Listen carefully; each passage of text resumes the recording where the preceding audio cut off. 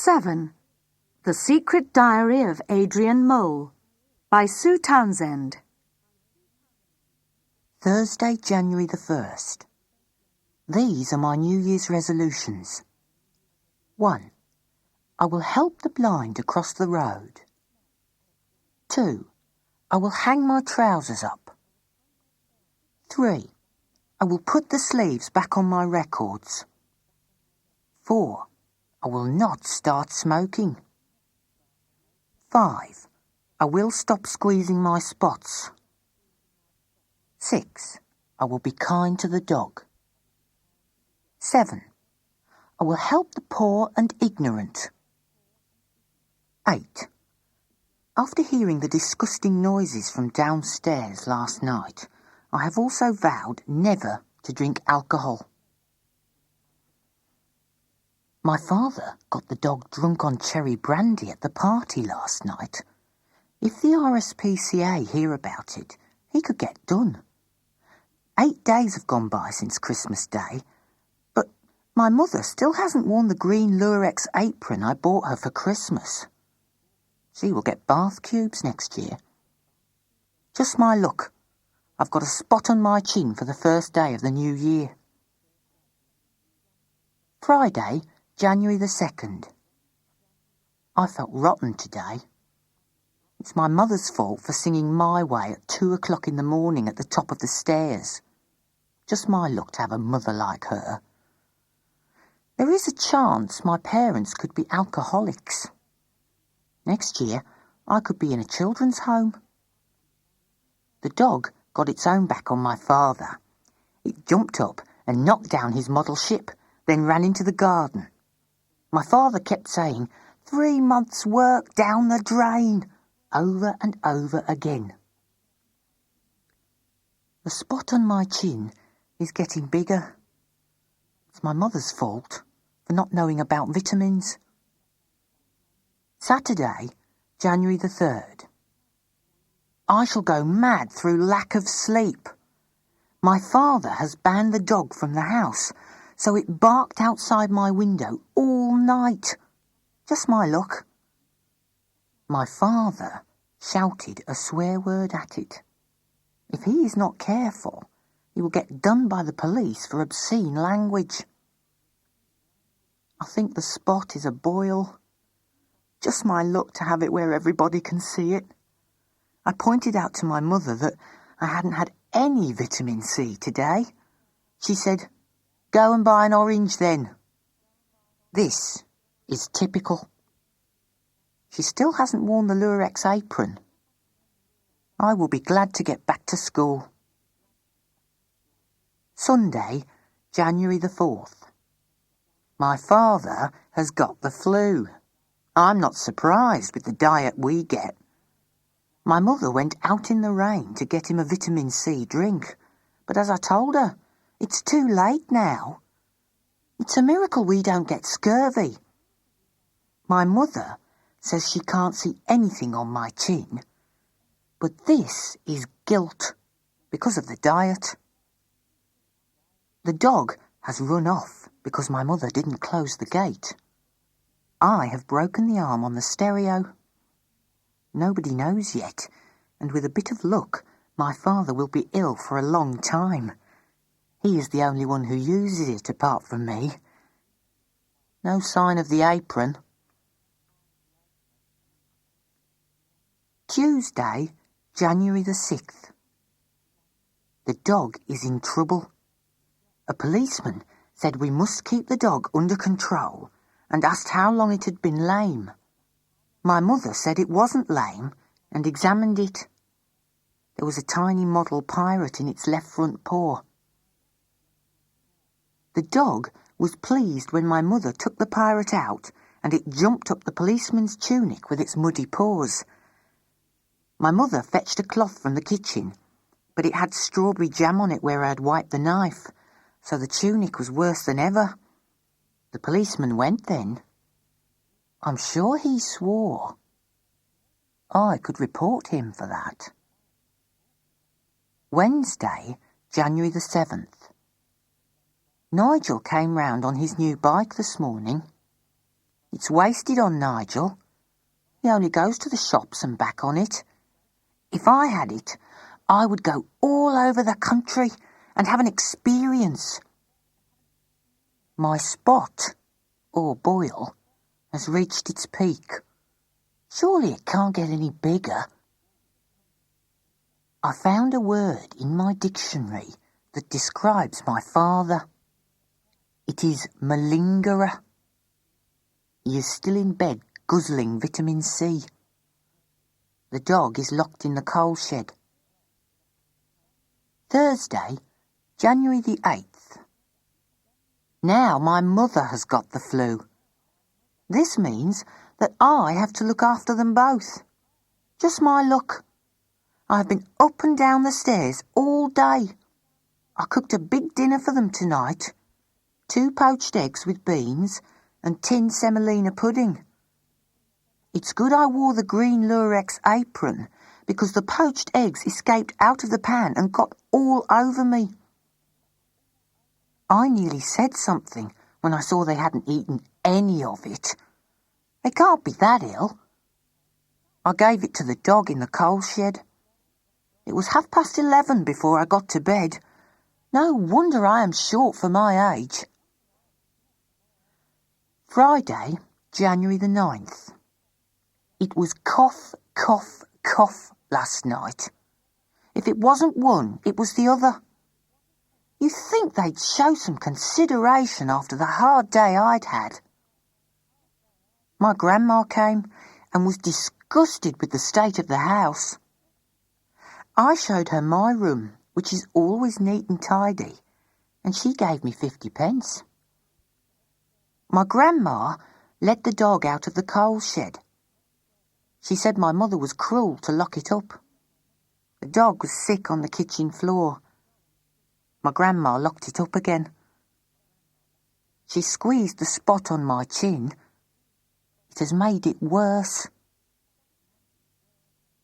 Saturday, January the 10th. Now the dog is ill.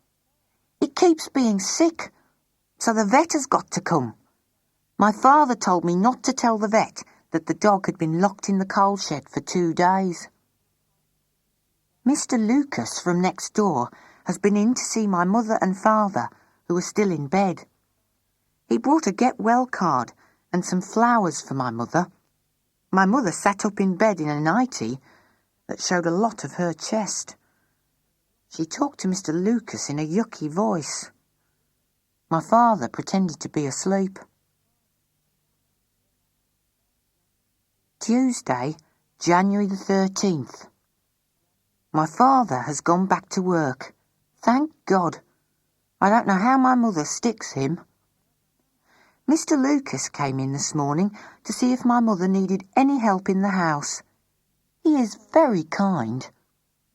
Mrs. Lucas was next door, cleaning the outside windows. The ladder didn't look very safe.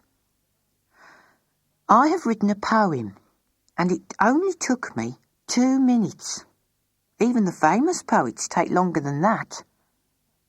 I showed it to my mother, but she laughed. She isn't very bright. She still hasn't washed my PE shorts, and it's school tomorrow. She's not like the mothers on television. Wednesday, January the 14th. Mr. Lucas was in the kitchen drinking coffee with my mother. The room was full of smoke. They were laughing, but when I went in, they stopped. Mrs. Lucas was next door cleaning the drains. She looked as if she was in a bad mood. I think Mr. and Mrs. Lucas have got an unhappy marriage. Poor Mr. Lucas. None of the teachers at school have noticed that I am an intellectual. They will be sorry when I'm famous. There is a new girl in our class. She sits next to me in geography. She's all right. Her name is Pandora. I might fall in love with her. It's time I fell in love. After all, I am 13 3/4 years old. Thursday, January the 15th. Pandora has got hair the colour of treacle, and it's long, like girls' hair should be. She has quite a good figure. I saw her playing netball, and her chest was wobbling. I felt a bit funny. I think this is it. Mr. Lucas was in the kitchen again when I got home from school. My mother is better now, so why he keeps coming round is a mystery to me. Mrs. Lucas was planting trees in the dark. The dog has got the same colour eyes as Pandora. I only noticed because my mother cut the dog's hair. It looks worse than ever. Mr. Lucas and my mother were laughing at the dog's new haircut, which is not very nice. I am going to bed early to think about Pandora and do my back-stretching exercises. I haven't grown for 2 weeks. If this carries on, I will be a midget. I will go to the doctor's on Saturday if the spot is still there. I can't live like this with everybody staring. Friday, January the 16th. Mr. Lucas came round and offered to take my mother shopping in the car. They dropped me off at school. I was glad to get out of the car, what with all the laughing and cigarette smoke. We saw Mrs. Lucas on the way. She was carrying big bags of shopping. My mother waved, but Mrs. Lucas couldn't wave back. It was geography today, so I sat next to Pandora for a whole hour. She looks better every day. I told her about her eyes being the same as the dog's. She asked what kind of dog it was. I told her it was a mongrel. Tuesday, January the 20th. My mother is looking for a job. Now I could end up roaming the streets and all that. And what will I do during the holidays? I expect I will have to sit in a laundrette all day to keep warm. I will be a latchkey kid, whatever that is. And who will look after the dog? And what will I have to eat all day? I will be forced to eat crisps and sweets until my skin is ruined and my teeth fall out. I think my mother is being very selfish. She won't be any good in a job anyway. She isn't very bright and she drinks too much at Christmas. Wednesday, January the 21st. Mr. and Mrs. Lucas are getting a divorce. They are the first down our road. My mother went next door to comfort Mr. Lucas. He must have been very upset because she was still there when my father came home from work. Mrs. Lucas has gone somewhere in a taxi. I think she's left forever. Poor Mr. Lucas. Now he will have to do his own washing and stuff. I saw Nigel on the way home. He told me Pandora's father is a milkman. I've gone off her a bit. Nobody was in when I got home, so I fed the dog, looked at my spots, and went to bed. Thursday, January the 22nd. It is a dirty lie about Pandora's father being a milkman. He is an accountant. I'm in love with her again. My mother has got an interview for a job. She is practising her typing and not doing any cooking. So, what will it be like if she gets the job? My father should put his foot down before we are a broken home. Friday, January the 23rd. That is the last time I go to a disco. Everybody there was a punk, except me and Rick Lemon, the youth leader. Nigel was showing off all night. He ended up putting a safety pin through his ear. My father had to take him to the hospital in our car.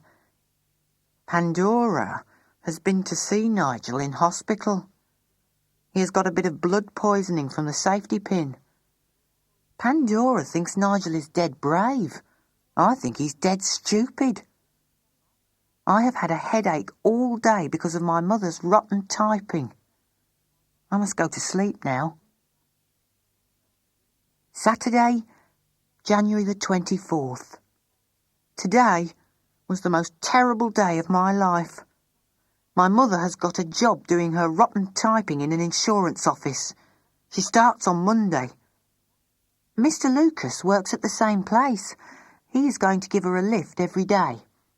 But even worse than that, Pandora is going out with Nigel. I think I will never get over this shock. Sunday, January the 25th. 10 a.m. I am ill with all the worry. Too weak to write much. Nobody has noticed I haven't eaten any breakfast. 2 p.m. Had 2 junior aspirins at midday. Perhaps when I am famous and my diary is discovered, people will understand the torture of being a 13 3/4-year-old undiscovered intellectual. 6 p.m. Pandora, my lost love. Now I will never stroke your treacle hair. 8 p.m. Pandora, Pandora, Pandora. 10 p.m. Why? Midnight. Had a sandwich and an orange for the good of my skin. Feel a bit better. I hope Nigel falls off his bike and is squashed flat by a lorry. I will never speak to him again. He knew I was in love with Pandora.